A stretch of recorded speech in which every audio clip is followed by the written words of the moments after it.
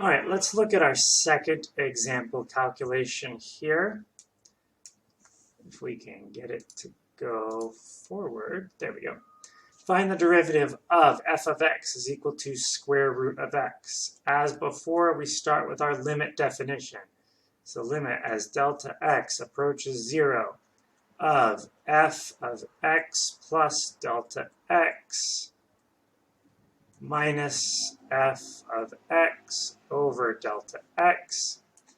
Plugging in our values, we're going to get limit as delta x approaches 0 of, we don't want that in there.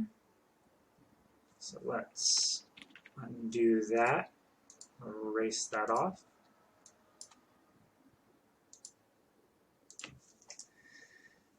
We will have square root of x plus delta x minus the square root of x over delta x.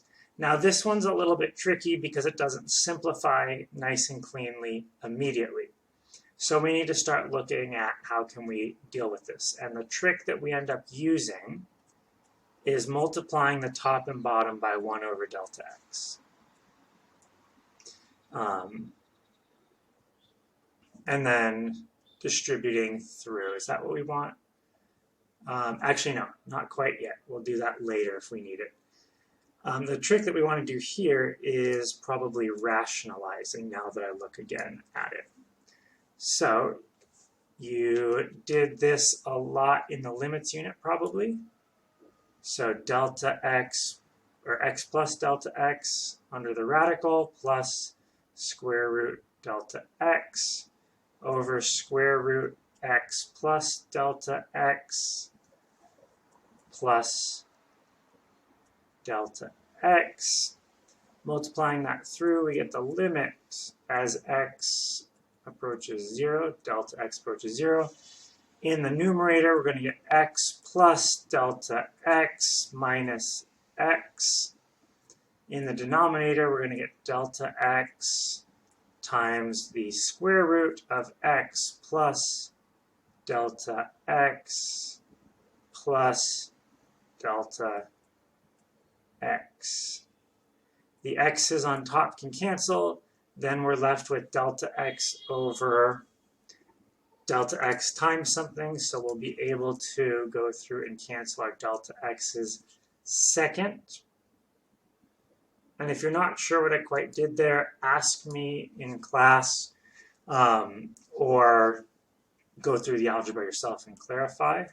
But that then leaves us with limit as delta x approaches 0 of 1 over square root of x plus delta x plus square root x, which gives us 1 over square root of x plus square root of x, which is 1 over 2 square root of x. So that is our definition for this function, or our derivative, sorry, for this function. And again, it's just plugging in to our limit definition and then going through to simplify the algebra. And then this last example is a little bit different because we're looking at x equals 2. So this is where we can use that alternate version. So because I want to find at x equal 2, I can instead use the alternate version. So I'm actually going to write it out definition-wise first. F of x minus f of a over x minus a. And it might be written the other way in your notes. It doesn't matter. Both of these are going to result in the same thing. So you can switch them around. It doesn't matter which order.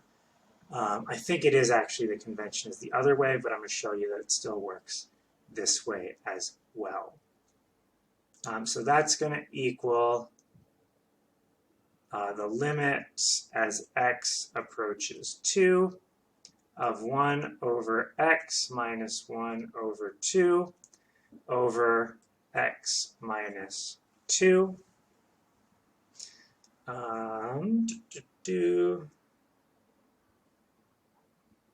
So then we need to kind of clean this up and simplify it some. So what I'm going to do is multiply the top and bottom by x. So I don't have to deal with that 1 over x. And that's going to give me the limit as x approaches 2 of 1 minus 1/2 x over x squared minus 2. Does that look right? I think so. So now we can plug in our 2, right? Yes. So 1 minus 1/2 times 2 over 2 squared minus 2. And notice that I couldn't have done it before because I would have had 1 over 1/2 minus 1 over 1/2, which would be 0, 2 minus 2, which would be 0, and that's undefined. So then this will give me 1 minus 1, which is 0, over 2 squared is 4, minus 2 is 2. So our limit, or f prime at 2, should equal to 0. Let me make sure that makes sense in my head real quick, because it is seeming like I've made a mistake here.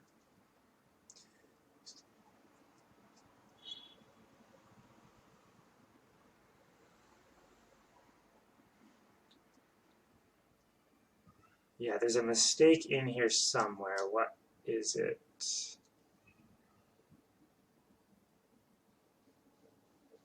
All right, I'm going to leave that as a task for you to work on. See if you can find my mistake, and I'll work on it off camera and figure it out for us together.